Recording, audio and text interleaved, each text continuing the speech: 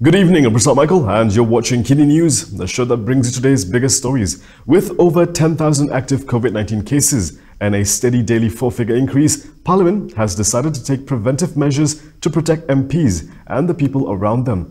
How exactly? Let's take a look. There are 222 seats in the Dewan Rakyat, but beginning tomorrow, only 80 lawmakers will be allowed in the hall. This is part of the temporary COVID-19 prevention measures announced today. Tomorrow is an especially important day as the government will be tabling the Budget 2021. Dewan Rakyat Speaker Azhar Azizan Harun's statement on the COVID-19 preventive measures was read out by Dewan Rakyat Deputy Speaker Muhammad Rashid Hasnon at the start of the sitting this morning. Kehadiran ahli yang berhormat sepanjang tempoh persidangan mesyuarat ketiga termasuk pembentangan belanjawan 2021 pada Jumaat ini adalah seperti berikut. Pertama, dihadkan kepada 80 orang sahaja pada satu-satu masa di dalam Dewan Rakyat, termasuk ahli yang akan berbahas, dengan pecahan pembahagian 41 pihak kerajaan dan 39 pihak pembangkang dan bebas. This aspect is just one out of a total of 9 measures. According to the Speaker, these measures were agreed to by all 10 party whips at a COVID-19 prevention coordination meeting yesterday. Sitting hours will also be reduced from 10 a.m. to 2 p.m. Daily proceedings, including question time, ministers' question time, and debates of bills have also been cut short. Among others, it was announced that the minister's question time will only take place twice a week for 5 minutes, with answers provided in written form on the same day and uploaded on the Parliament website. The daily question time will only see one supplementary question allowed for each answer provided. Meanwhile, the Supplementary Supply Bill 2021 will be debated for 8 days following the ministers winding up at the policy stage for 3 days from the 23rd to the 25th of November.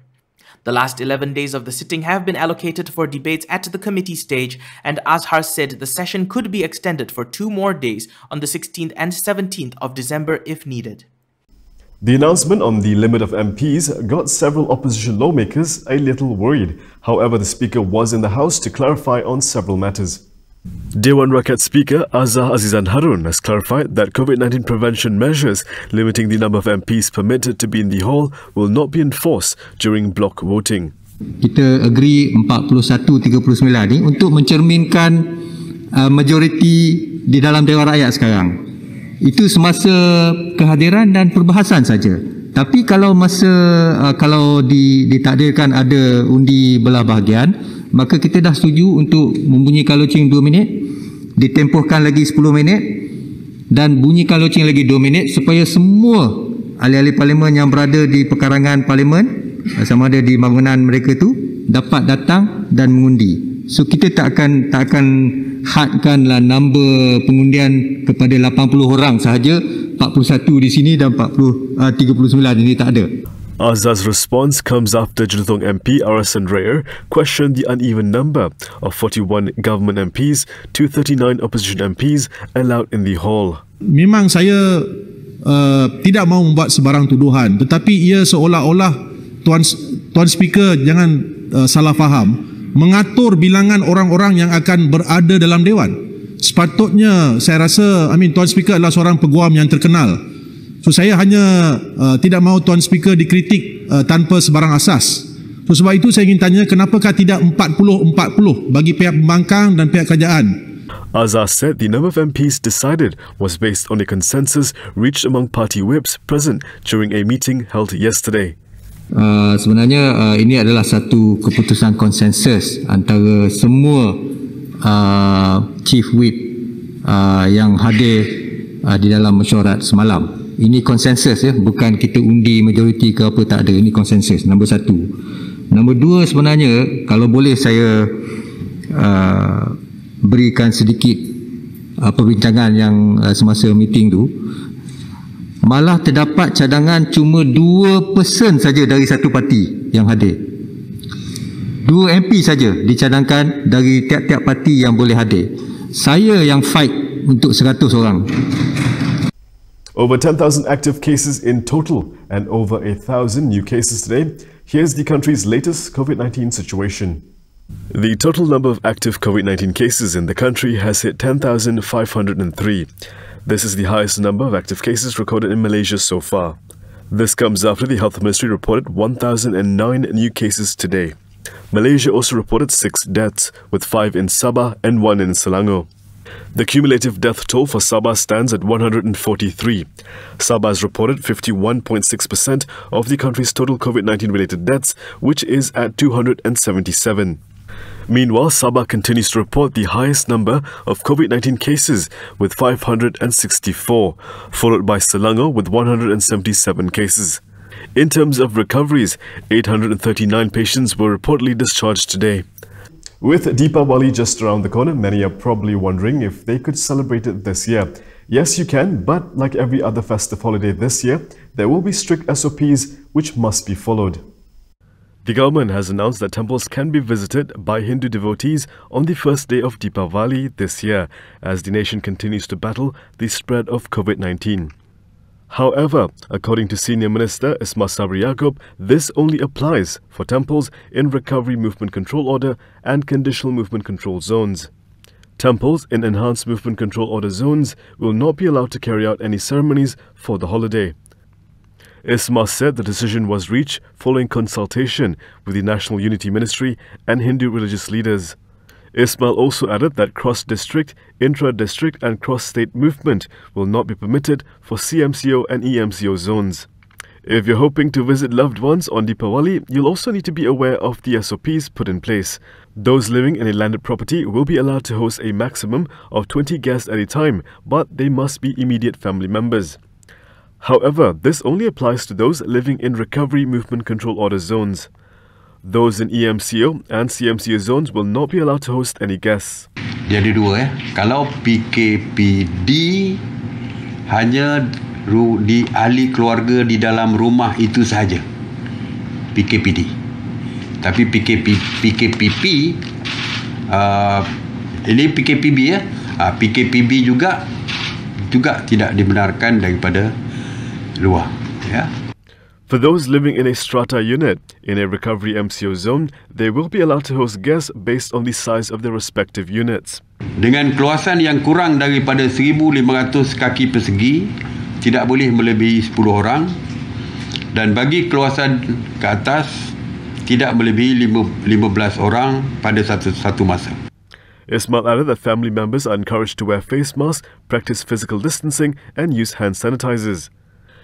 Meanwhile, for temple visitations on the first day of Deepawali, those suffering from chronic diseases, the elderly and children aged 12 and below are not encouraged to attend.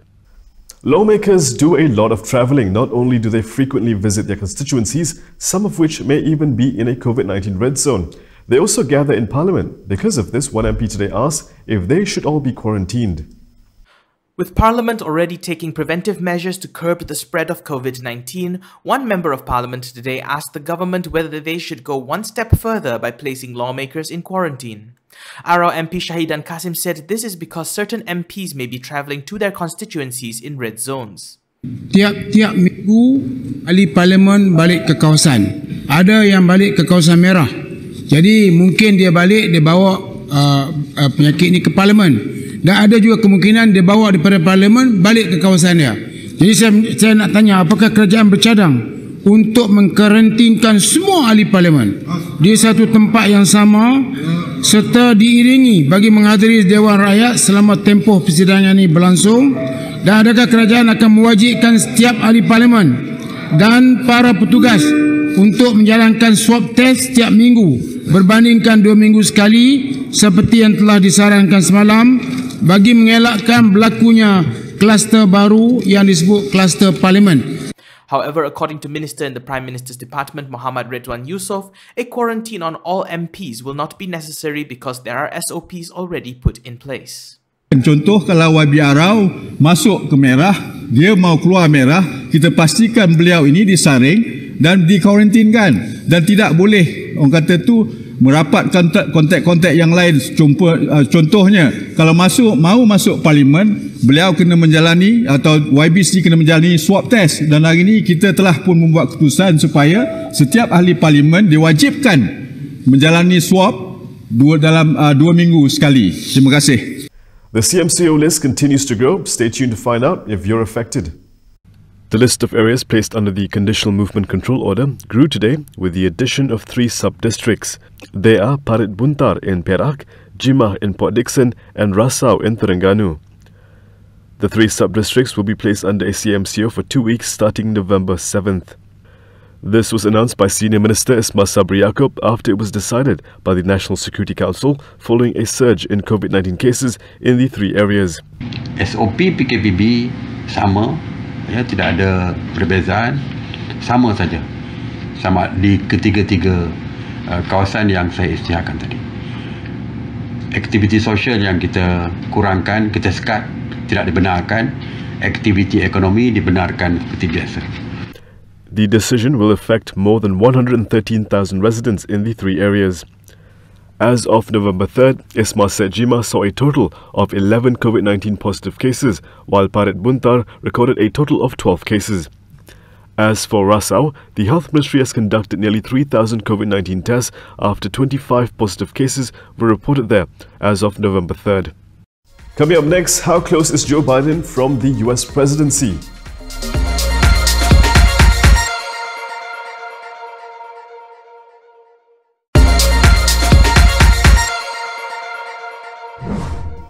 Democrat Joe Biden moved closer to victory in the US presidential race on Thursday, but will it be enough? Officials worked around the clock counting ballots in Philadelphia, in Detroit, in Kenosha. And while the excruciatingly close US presidential election dragged on into its second day, the prospect that Joe Biden would seize enough electoral votes to win the White House looked more and more likely. It's clear that we're winning enough states to reach 270 electoral votes needed to win the presidency. The former vice president projected confidence at his speech on Wednesday afternoon, but asked for patience. I'm not here to declare that we've won, but I am here to report when the count is finished, we believe we will be the winners. Now, every vote must be counted. No one's going to take our democracy away from us. Not now, not ever. Multiple news outlets called Michigan and Wisconsin for Biden, while the Trump campaign sued to stop ballot counting in the former and requested a recount in the latter. Trump tweeted a fire hose of misinformation and innuendo, implying votes were being illegally added and tampered with. In the early hours of Wednesday, while millions of votes remain uncounted, Trump prematurely declared victory. This is a fraud on the American public. This is an embarrassment to our country. We were getting ready to win this election. Frankly, we did win this election. As of Wednesday afternoon, the president was clinging to leads in North Carolina and Georgia, though several of the large counties around Atlanta that lean Democratic have substantial numbers of ballots still to count. Of the battleground states, Pennsylvania has the furthest to go in counting votes, and Trump so far maintains a large lead there. Democratic Governor Tom Wolf said many votes remain to be counted, though Trump's campaign said on Wednesday that it was suing to stop counting of ballots there as well. But if Biden maintains his lead in Arizona and Nevada, he won't need Pennsylvania to win the White House. And that is all for me today. For more stories, you can go to KiniTV.com. You can also follow us on Instagram, Twitter, YouTube and Facebook for the latest news updates. We'll be back tomorrow with our special Budget 2021 episode, so stay tuned. I'm Prasad Michael. Thank you for watching.